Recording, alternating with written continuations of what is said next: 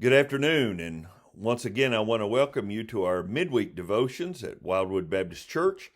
We are still looking at the Gospel of John, and as we started with our two devotions last week, we are looking at some questions that some people had asked me to answer, or some clarifications on some things that we have been looking at in John 2, 3, and 4. And today I want to address a question that was given me that will also illuminate what we're going to look at, especially in chapter 3. And the question is concerning the first two verses of John's Gospel, the idea of the Logos of God. And you'll see in John 1 that John begins his gospel by saying, "In the beginning was the Word, and the Word was with God, and the Word was God, and he was in the beginning with God." And then you jump down to verse number 14, and we find some more information about the idea of Logos. "And the Word became flesh and dwelt among us." Literally, it tabernacled with us. "And we have seen his glory, glory as the only Son from the Father, full of grace and truth." Now, these are incredibly important verses to understand the identity of and the person of Jesus Christ. Logos was a Greek philosophical concept that meant the divine reason or the mind of God. And here John borrows from that Greek philosophy to bring truth to who Jesus is and what Jesus has come to do. The mind of God that men have groped in the dark to try to understand, and then have written rules and principles and philosophies of life about, and all of them erroneous and in error in some way. Now, the very mind of God, the very divine reality, the second person of the Trinity, has become flesh. And he has become flesh as the only Son from the Father, full of grace, and not speculation, not philosophy, not man's reason, but full of grace and truth. We see that John begins his writings with this idea of Logos, and then he also ends his writings with the idea of Logos. In Revelation chapter 22, verses 13 and 14, we find that John ends his writings by saying, "I am the Alpha and the Omega, the first and the last, the beginning and the end." And then verse 4, "They shall see his face, and his name shall be written on their foreheads." Why this is important, we see the importance of it developed when Jesus speaks to Nicodemus, the teacher of Israel. In John chapter 3, verses 12 through 13, he writes, "If I have told you of earthly things and you do not believe, how can you believe if I tell you of heavenly things? No one has ascended into heaven except he who descended from heaven, the Son of Man." You see what Jesus is telling Nicodemus, and what John is telling us at the very beginning of his gospel and at the end of the gospel, is that any thought of God that comes from any place other than God is mere speculation. It is a blind man trying to describe something that he cannot see, has not seen, and has no ability to fully understand. But Jesus, the very mind of God, the one who has been with God from the very beginning. He has come to make him known. He has come full of grace and truth. He has descended from heaven to bring us true information about God, to reveal the very mind of God, to know what God is like, to know what God cares about, to know what God desires. We have to look at the life of Christ, the actions of Christ, and listen to the teachings of Christ. Now, this idea of logos is incredibly important. And when we see it, it becomes awesome in its scope, and it becomes absolutely imperative to our understanding of who Christ is, and who then God is, and what God desires, and what his mind truly is. We see in John chapter 1, verse number 1, in the beginning was the Word. He was the Word. The idea of logos has here the idea of anything that is capable of being communicated about God is confined in Jesus Christ. He is the Alpha and the Omega. I have here on our screen the English alphabet, because I couldn't find any place to type in the Greek alphabet. But he is the A to Z. He is all of the alphabet, and any words, any knowledge, any communicative knowledge of God is found in the Word, in Jesus Christ.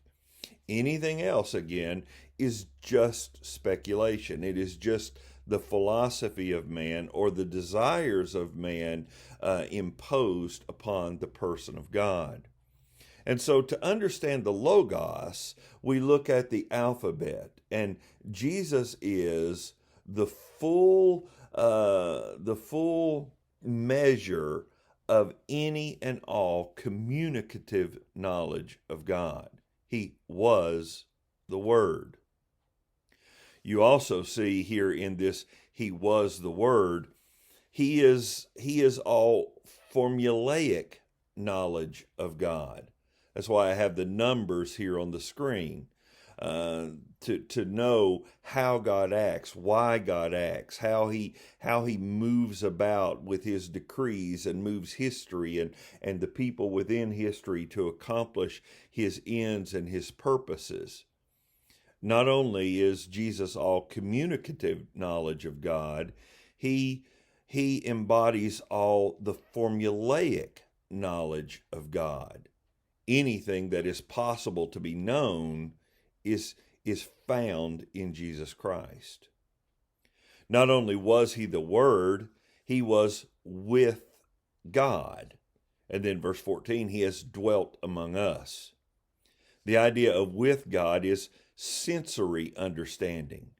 That is communication, that is, or knowledge that is understood through the five senses.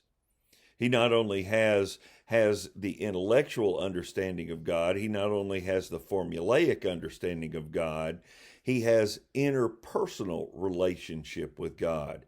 He has been with him. He has seen how he has acted. He knows the very heart of God.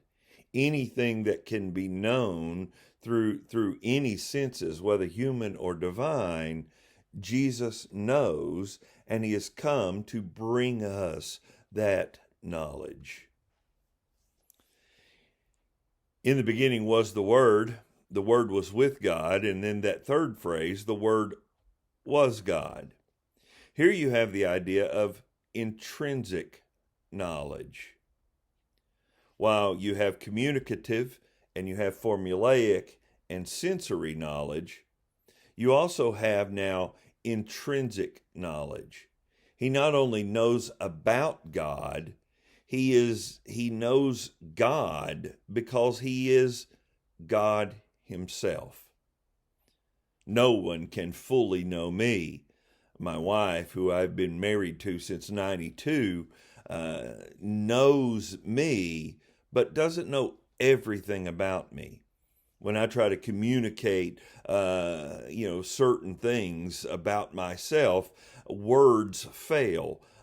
Actions even sometimes don't reveal fully what I am thinking or what I am feeling or what I am desiring at a particular moment. Only I know that, and oftentimes that is hard to communicate.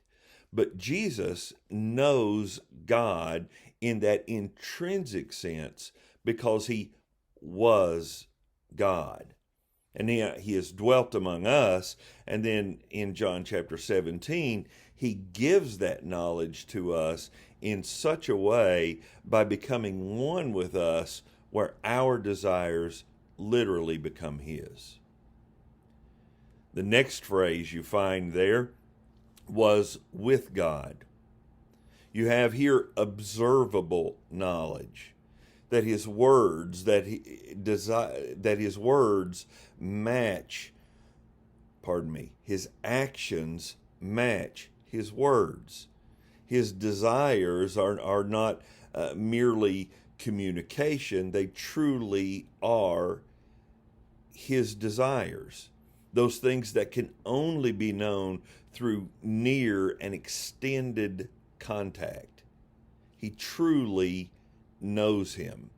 That God does not say one thing and then act in another way.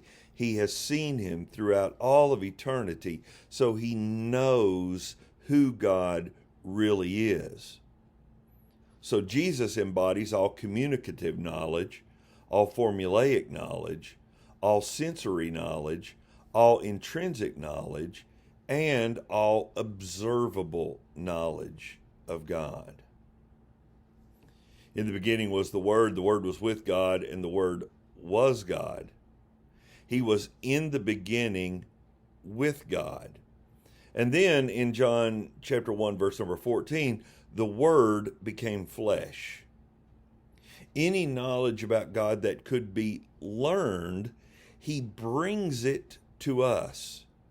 And then he gains an experiential knowledge of man. The book of Hebrews says that we do not have a high priest who does not understand us, but has in all points been tempted as we are, yet without sin. He fully understands God, and when he became flesh, he fully understands man, so that he might know exactly what grace is needed to make of us who we ought to be, to fulfill the desire of God to have communion with us, and to change us in such a way that we can understand God, that we can know God, and that we can have that intrinsic and ongoing communion, fellowship, union with God.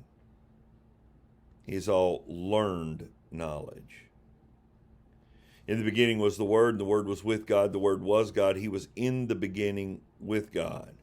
This is generational knowledge. He brings this knowledge to us, right? He has known God forever, that nothing changes, that God is the same yesterday, today, and forever, that God has never changed. It's what he is trying to say to Nicodemus at the very beginning. He says that all knowledge that man has from God is in some way clouded, or as Paul writes, there is a veil before our eyes. We can only see it dimly. But now Jesus has come to bring us not speculation, not assumption, not philosophical or desired knowledge of God, but he has come to bring us the truth about God that he desires to provide grace to man, that man might know God and enjoy him forever. This is why the birth of Christ and learning about Christ and then pursuing hard after Christ and knowing that he is the way, the truth, and the life is so very important. Because only he can know God. And yet he has come in the flesh so that we might know him through the Word. The divine mind of God, the Logos, has become flesh, so that we who are far off might be brought nigh. There's more to this idea of Logos, and we'll deal with it Friday. But I want you to take some time and meditate on these verses and exactly what they mean. And then the glorious sacrifice of Christ, not only on the cross, but to humble himself and to become a man so that he might communicate in such a way that we might understand exactly who God is and what God desires. It is not man's destruction, but it's man's reception of life and life abundant through the grace that he offers. I pray that you would read John 1 through 2, and then read it in light of John 1:14 and 15. And there we begin to understand not only the person of Christ and the mission of Christ, but the very mind of God, the one who John writes later on in his first epistle, God is love. I want to take just a couple moments to share with the folks at Wildwood Baptist Church some prayer requests. We want to remember Alicia and Sandra, where both of them were in quarantine, having tested positive for the coronavirus. Both of them are doing much better. In fact, Alicia, who had contracted not only the coronavirus but had pneumonia with it, is doing much better. So much so that she comes out of quarantine Monday. Sandra said she's been without a fever now for a few days, and so we're so very thankful for that. Remember also David Pickens and Charlotta, who's caring for him. He has been having a really difficult time these past couple of weeks. We want to celebrate with Jason and Brandy and the birth of their son last Friday, so we celebrate with them, and we also celebrate with Jason and Ashland with their upcoming wedding. We want to pray for them. Frances had her surgery. She's doing great. Hopefully this has taken care of her ongoing struggle with pain. Judy Jenkins, though, she fell day before yesterday and broke her shoulder and just really messed it up. Marty has her at an orthopedic surgeon this morning to see how they need to go about helping Judy.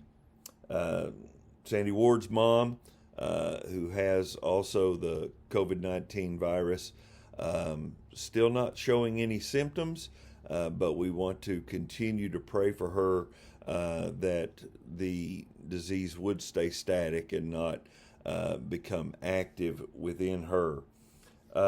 Susie Womack, her half-brother, passed away last week, so you can pray for her and her family. And then lastly, myself, my surgery went well yesterday. The doctors were confident that they got everything and that the everything that was cancerous they got. But I will get the pathology report in a couple of days, and we'll make that known to you. I thank you for spending these times with us a couple, 3 times a week. And I pray that all is well with you. And of course, if you need anything at all, don't hesitate to call me or to call Carla or to call the church office so that we might aid you in whatever way that you are feeling a need or experiencing a need at this time. I thank you I thank you so much for letting me be your pastor, and I thank you for being a people that I am so very proud and so very thankful to be the pastor of. Pray for one another, help one another when you find those in need, and pursue hard after Christ that we might show his love in this world and shine as a light in darkness. Thank you.